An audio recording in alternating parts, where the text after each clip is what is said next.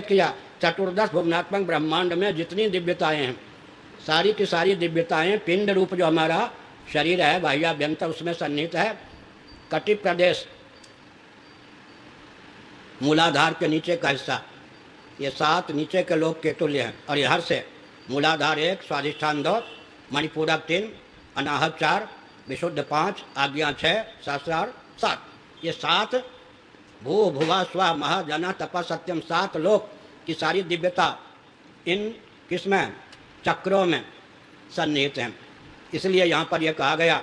और एक विचित्र बात है, कल हमने कहा था अक्षर क्रम से अगर गणना करें तो पहले विशुद्ध चंद्रकला से संबद्ध 16 अक्षर अ से लेकर आ तक विशुद्ध चक्र, उसके बाद अनाहत चक्र, उसके बाद फिर कौन सा चक्र, मणिपूरक चक्र, फिर उसके बाद स्वाधिष्ठान चक्र, उसके बाद मूलाधार चक्र। इतने में ह और छ को छोड़कर अ से लेकर बाकी श ख स यहाँ तक के अक्षरों का सन्निवेश हो जाता है। बाकी रह जाते हैं 50 अक्षरों में 2 अक्षर। वो 2 अक्षर कौन है, ह और क्ष। वो आज्ञा चक्र पर, विदल जो आज्ञा चक्र है वहाँ वो 2 अक्षर सन्निहित हैं।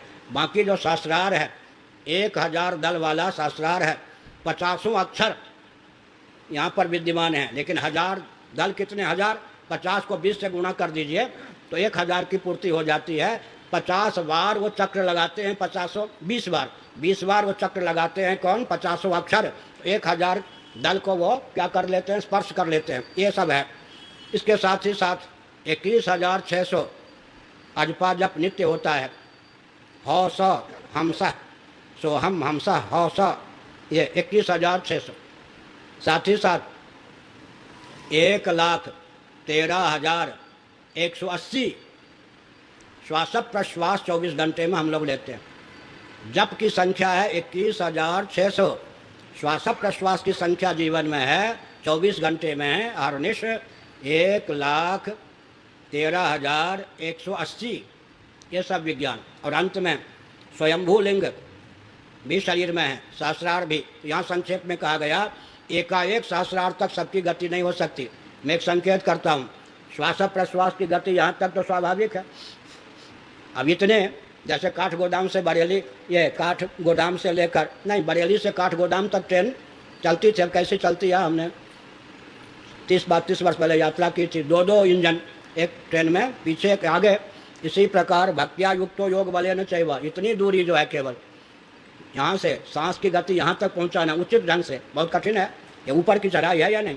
इसी प्रकार ये जो हमारे शरीर में नाड़ियाँ हैं, मूलाधार से लेकर इधर तक, विशेषकर नाभि चक्र, उदर चक्र जहाँ जिसका वर्णन किया गया, सारी जैसे भूमंडल होता है ना, भू सूक्तम में पृथ्वी के मूल का, पृथ्वी के केंद्र का वर्णन किया गया है। उसी आधार पर अमेरिका के एक वैज्ञानिक ने पृथ्वी के केंद्र को उद्भाषित किया था।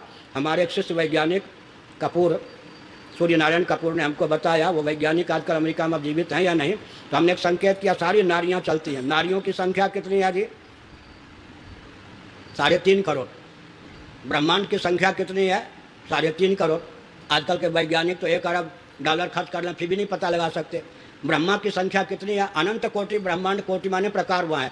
सचमुच में ब्रह्मांडों की संख्या कितनी है, 3.5 करोड़। कहाँ, स्कंद पुराण। ब्रह्मा जी कितने हैं जी, 3.5 करोड़ ब्रह्मांड, तो 3.5 करोड़ ब्रह्मा है। अच्छा जी, तीर्थ कितने हैं, 3.5 करोड़। और मंत्र कितने होते हैं, तेजो बिंदु परिषद, 3.5 कितने हो गए, 7 करोड़ मंत्र हैं। ओ हमारी विराजो देवता, 7 करोड़ मंत्र हैं। यहाँ पर 3.5 करोड़ ही नारियाँ क्यों हैं, ओ हमारी बैठी, 3.5 करोड़ ही नारियाँ क्यों हैं। VIP हो तो इधर आ जाओ, इच्छे आओ। हाँ तो हाँ आइए, इधर आइए।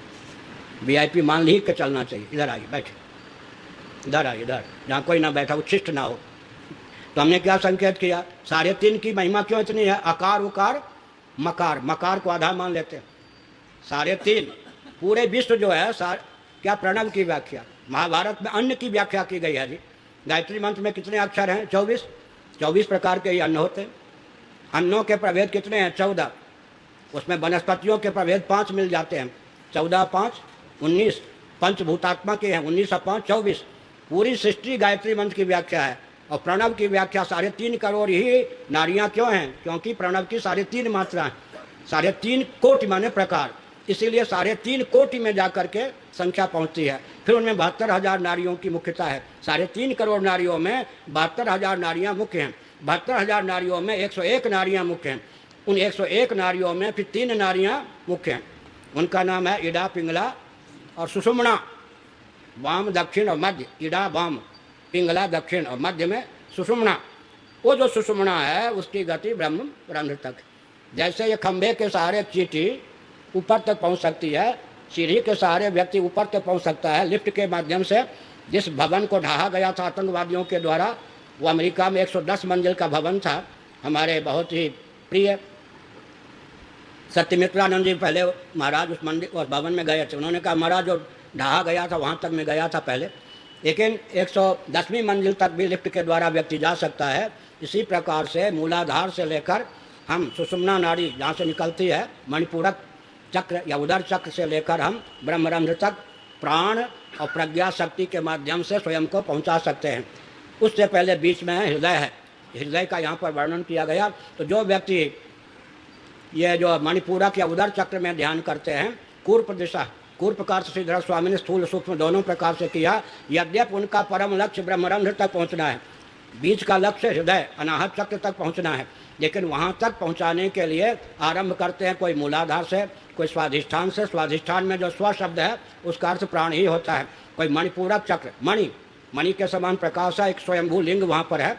सुषुम्ना नारी, सुषुम्ना नारी के बीच में एक और नारी है। उस नारी के बीच में क्या है? ह्रीम बीज है। उस ह्रीम बीज के बीच में कुंडलनी शक्ति कुंडलनी कुंडलनी चर्चा करते रहो। कुंडलनी का निवास कहाँ है, स्वरूप क्या है, बहुत कठिन है। ह्रीम जो बीज है, सुषुम्ना नारी के अंदर एक नारी है। अभी जो हम गणित पर ग्रंथ लिख रहे हैं उसमें दिया है। उस नारी के बीच में क्या है? स्वयंभू लिंग है, निसर्ग सिद्ध। उसके शिरोभाग में ह्रीम अक्षर है।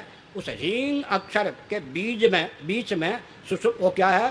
कुंडलनी शक्ति है। कुंडलनी शक्ति बहुत विचित्र है।